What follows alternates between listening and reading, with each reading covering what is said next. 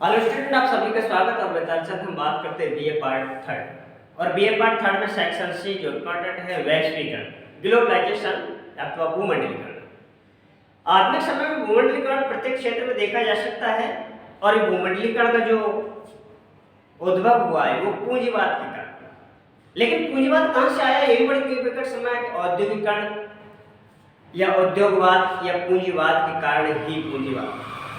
तो यह पाश्चात्य देशों का प्रभाव है, जो फ्रांस की राज्य क्रांति, इंग्लैंड की औद्योगिक क्रांति के द्वारा जो समाज में जो एकदम बदलाव आया पाश्चात्य देशों में, और बदलाव के कारण उनमें बहुत औद्योगिकरण हुआ, पूंजीवाद हुआ। और पूंजीवाद और औद्योगिकरण के साथ साथ वस्तु का अत्यधिक मात्रा में उत्पादन हुआ। और वो उत्पादन दुनिया के समस्त देशों में अथवा कोने तक पहुंचाने का जो प्रयास लोगों ने किया और उसके द्वारा जो बदलाव आया उसको हम कहते हैं वैश्वीकरण। सामान्य अर्थ में देखा जाए तो वैश्वीकरण अर्थात भूमंडलीकरण या ग्लोबलाइजेशन, जिसका अर्थ है दुनिया के समस्त देशों का आपस में अंतर संबंध अथवा तालमेल। सन 1990 से पूर्व भारत एक छोटा देश था। केवल भारत के लोग भारत तक ही सीमित थे, अंतर संबंध नहीं था। लेकिन इस इंटरनेट की दुनिया ने, पूर्व प्रधानमंत्री स्वर्गीय राजीव गांधी ने इंटरनेट की दुनिया को संपूर्ण दुनिया से जोड़ दिया। अब यह दुनिया हमारी छोटी हो गई, अर्थात पलक झपकते ही एक वस्तु देश में शीघ्र पहुंच जाती है। औद्योगिकरण के कारण नए नए साधनों का विकास किया गया, अत्यधिक मात्रा में उत्पादन हुआ। उस उत्पादन को बेचने के लिए लोगों ने आपस में एक दूसरे से संबंध बनाए। ये हमारा वैश्वीकरण है कि दुनिया के समस्त देशों का आपस में अंतर संबंध, आपस में जुड़ना, यह ताना बाना ही हमारा वैश्वीकरण है। वैश्वीकरण सबसे पूर्व जो हमारा शब्द प्रचलित था वो है भूमंडलीकरण। और भूमंडलीकरण को हम इंग्लिश में कहते हैं ग्लोबलाइजेशन, अर्थात तो दुनिया के समस्त देश आपस में अंतर संबंध, यह ताना बाना, यह जाल ही वैश्वीकरण है कि समस्त देश आपस में एक दूसरे से जुड़े हुए हैं। अब एक दूसरे से कोई दूर नहीं है।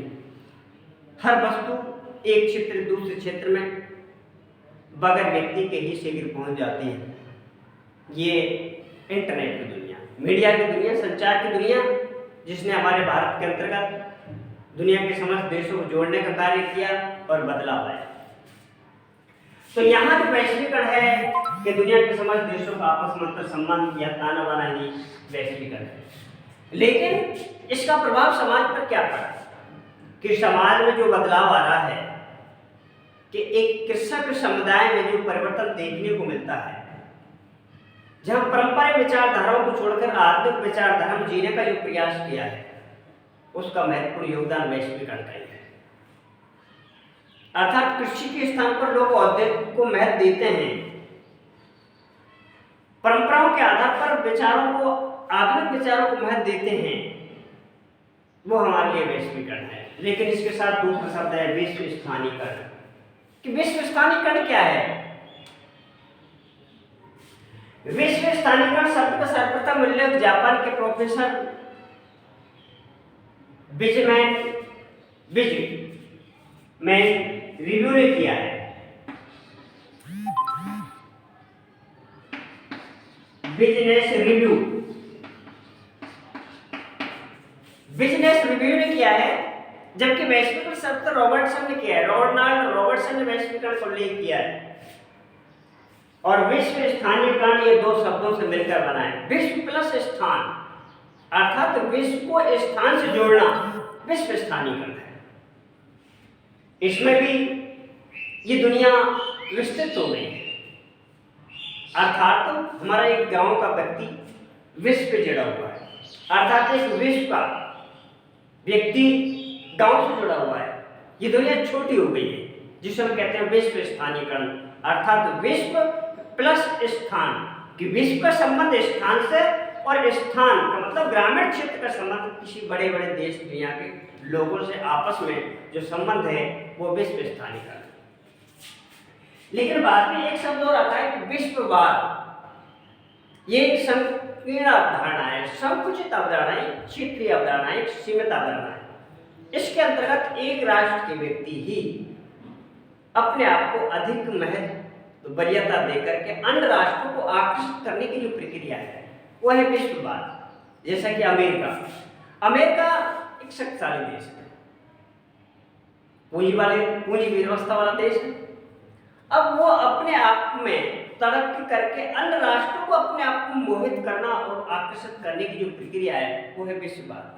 अर्थात एक महाद्वीप के अंतर्गत, एक देश के अंतर्गत, एक राष्ट्र के अंतर्गत अत्यधिक वस्तु को उत्पादन करके अन्य राष्ट्रों को अपनी ओर आकर्षित करने की जो प्रभाव है वह है हमारे लिए विश्ववाद। तो वैश्वीकरण के अंतर्गत तीनों अवधारणाएं महत्वपूर्ण हैं। अब हम बात करते हैं विश्ववाद के अंतर्गत एक राष्ट्र के व्यक्ति अपने उत्पादन मात्रता को अधिक बढ़ाने का प्रयास करता है।